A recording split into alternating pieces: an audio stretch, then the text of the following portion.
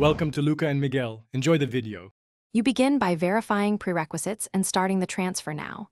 You need free SSD space at least equal to the game's install plus 10% headroom, and you should connect the drive physically or via USB-C adapter. Once done, copy critical save files and note any custom settings or mods so nothing is lost. Make sure the system recognizes the SSD in Disk Management or Disk Utility. Then choose the transfer method: Steam Library Move, Console Move Tool, or Manual File Copy with permission checks. Next, you perform the core migration steps.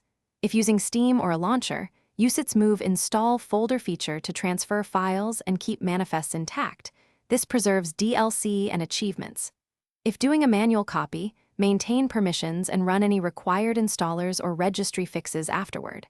Once files are on SSD, change the game's install path in the launcher or create a junction/shortcut.